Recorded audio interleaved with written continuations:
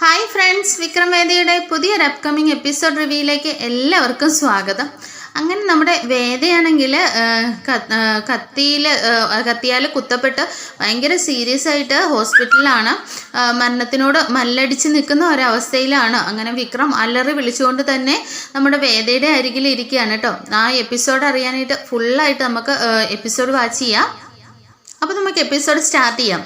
നമ്മുടെ വേദയാണെങ്കിൽ കളക്ടറൊക്കെയാണ്. കളക്ടറായിട്ട് നല്ലൊരവസ്ഥയിൽ നല്ല രീതിയിൽ ജീവിക്കുകയാണ് കേട്ടോ.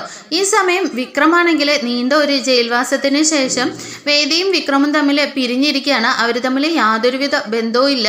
അങ്ങനെ ഇരിക്കെ നമ്മുടെ വിക്രമുണ്ടല്ലോ മറ്റൊരു പെൺകുട്ടിയെ, ഒരു സാമ്പത്തികമായിട്ടൊക്കെ വളരെ താഴ്ന്ന നിലയിൽ നല്ല പഠിക്കുന്ന പെൺകുട്ടിയാണ്. എന്നാൽ പഠിക്കാൻ ഒരു നിവൃത്തിയില്ല. ഒരു സുഖമില്ലാത്ത അച്ഛൻ മാത്രമാണ് ആ പെൺകുട്ടിക്കുള്ളത്.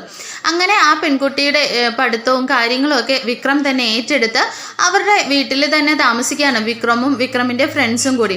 അങ്ങനെ ആ പെൺകുട്ടിയെ പഠിപ്പിച്ച് ആ പെൺകുട്ടിയുടെ കാര്യങ്ങളെല്ലാം നോക്കിക്കൊടുത്ത് ആ പെൺകുട്ടിയെ നല്ലൊരു വക്കീലാക്കി മാറ്റുന്നുണ്ട് കേട്ടോ നമ്മുടെ വിക്രം.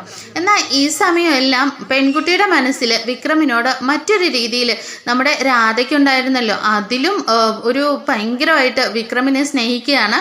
എന്നാൽ വിക്രമാണെങ്കിൽ നമ്മുടെ വേദയല്ലാതെ വിക്രമിൻ്റെ മനസ്സിൽ ഒരിക്കലും ഒരു പെൺകുട്ടിക്ക് ഇടവില്ല. വേദ അത് എത്രത്തോളം അകന്നിരിക്കുകയാണെങ്കിലും ആരെയും തനിക്ക് അങ്ങനെ അംഗീകരിക്കാൻ കഴിയില്ല എന്ന ഉറച്ച നിലപാടിലാണ് വിക്രം. അങ്ങനെ വിക്രമിനെയും വേദയും ഇനിയും തമ്മിൽ എപ്പോഴെങ്കിലും അടുത്തു പോകുമോ എന്നുള്ള ഭയം കൊണ്ടൊക്കെ ഇവളിങ്ങനെ ഓരോരോ കാര്യങ്ങൾ കാട്ടിക്കൂട്ടിക്കൊണ്ടിരിക്കുകയാണ് കേട്ടോ. അങ്ങനെ ഈ കൺമണി എന്നാണ് നമ്മുടെ വിക്രം പഠിപ്പിച്ച ആ പെൺകുട്ടിയുടെ പേര്.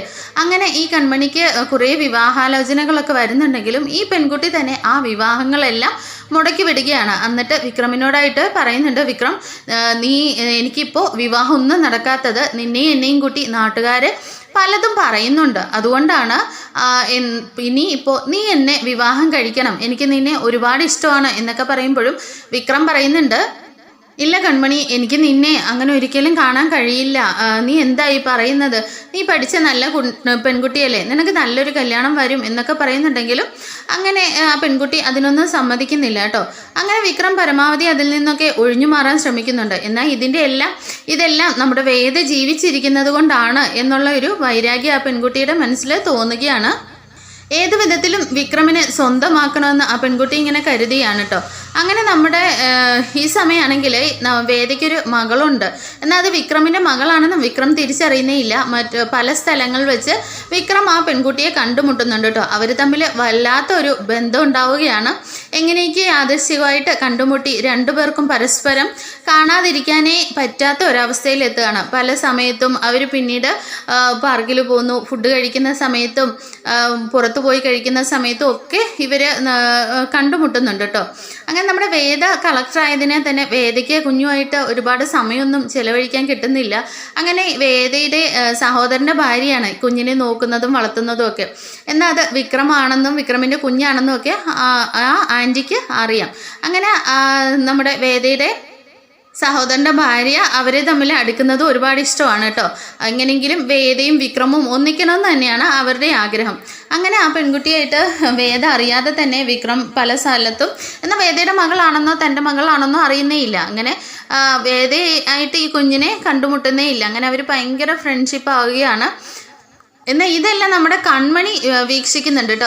വിക്രവും ആ കുഞ്ഞും തമ്മിൽ അടുക്കുന്നത് അമ്മുക്കുട്ടി എന്ന് പറയാം നമുക്ക്. അമ്മുക്കുട്ടിയായിട്ട് അടുക്കുന്നത് ആ പെൺകുട്ടി പല സമയവും കണ്ടിരുന്നു. അപ്പോൾ എങ്ങനെയും ആ കുഞ്ഞിനെയും നമ്മുടെ വേദിയും വകവരുത്തുക എന്നുള്ള ഉദ്ദേശത്തിലേക്ക് മാറുകയാണ് കേട്ടോ. അങ്ങനെ പല രീതിയിലും പലരുമായിട്ടൊക്കെ ബന്ധപ്പെട്ട് പല ശ്രമങ്ങളും നടത്തുന്നുണ്ട്. ലാസ്റ്റായിട്ട് ഇതൊന്നും വിജയിക്കാതെ വരികയാണ് കേട്ടോ. അങ്ങനെ ആ കൺമണി തന്നെ നേരിട്ട് ചെന്ന് വേദയുടെ വീട്ടിൽ അതിക്രമിച്ച് കയറിയിട്ട് ആരുമില്ലാത്ത സമയത്ത് കുഞ്ഞിനെ ഇങ്ങനെ ചേർത്ത് പിടിച്ചിട്ട് കുഞ്ഞിനെ കൊല്ലുമെന്നും ഭയപ്പെടുത്തി അങ്ങനെ അതിൽ നിന്നൊക്കെ ഒഴിഞ്ഞു മാറുന്ന സമയത്ത് വേദയ്ക്കിട്ട് തന്നെ കുത്തുകൊള്ളുകയാണ്. അത് ഒന്നിലധികം തവണ കുത്തുന്നുണ്ട്. അങ്ങനെ ഭയങ്കര സീരിയസ് ആയിട്ട് നമ്മുടെ വേദ ഹോസ്പിറ്റലിലാണ്.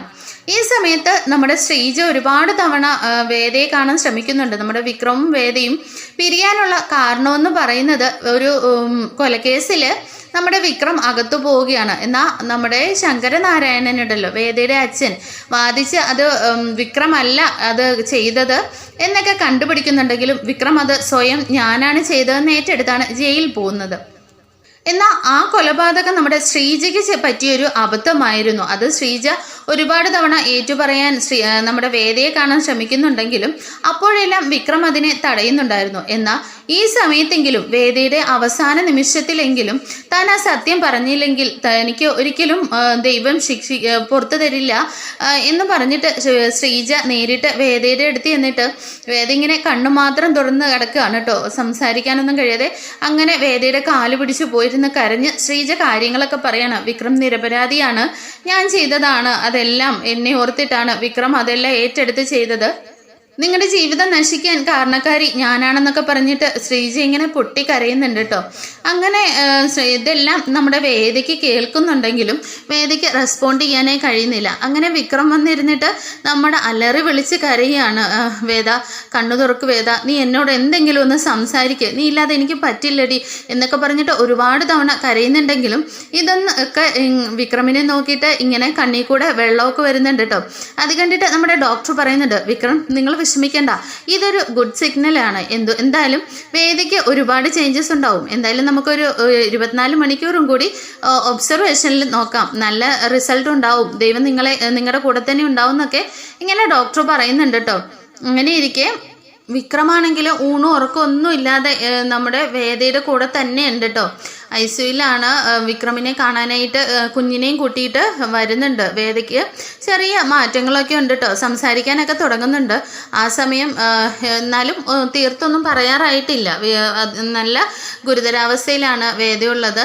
അപ്പോഴേക്കും കുഞ്ഞുമായിട്ടാണ് കയറി വരുന്നത്. അങ്ങനെ വേദയുടെ കുട്ടിയാണ് എന്നറിയുന്നുണ്ടെങ്കിലും വേദ ഒരിക്കലും ആ കുട്ടിയോട് വിക്രമാണ് കുട്ടിയുടെ അച്ഛൻ എന്ന് പറയരുതെന്ന് വിക്രമിനെ കൊണ്ട് സത്യം ഇടിയിപ്പിച്ചിരുന്നു. അങ്ങനെ വിക്രം തൻ്റെ മകളാണെങ്കിലും ആ കുട്ടി ഇതുവരെ അച്ഛനാണെന്ന് തിരിച്ചറിഞ്ഞിട്ടില്ല വിക്രമിനെ.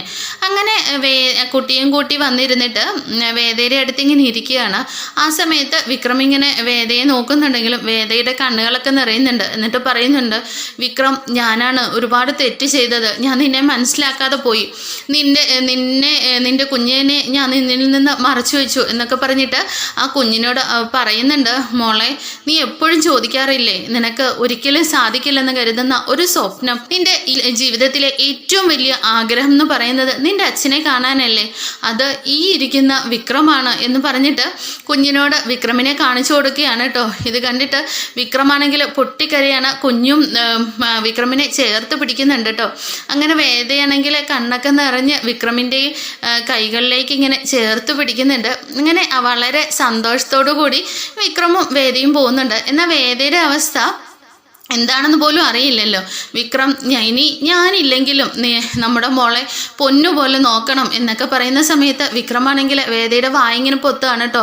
അങ്ങനെയൊന്നും പറയില്ല വേദ, നീ തിരിച്ചു വരും, നമ്മുടെ മോടെ കൂടെ നമുക്കിനി ഒരുപാട് നാൾ സന്തോഷമായിട്ട് ജീവിക്കണം, നിനക്ക് ഞാനുണ്ട് എന്നൊക്കെ പറയാണ് കേട്ടോ. അപ്പോഴത്തേനും ആ കുട്ടിയും പറയുന്നുണ്ട്, അതെ അമ്മേ, അങ്ങനെ പറയില്ല അമ്മേ, അമ്മയ്ക്ക് ദൈവം ഒന്നും വരുത്തില്ല, ദൈവത്തിനോട് ഞാൻ ഇപ്പോഴും കൂടി പറഞ്ഞിട്ടാണ് വന്നത്, എൻ്റെ അമ്മയെ എനിക്ക് തിരിച്ചു തരുമെന്ന് എന്നൊക്കെ പറഞ്ഞിട്ട് ആ കുട്ടിയും ഭയങ്കരമായിട്ട് കരയാണ് കേട്ടോ.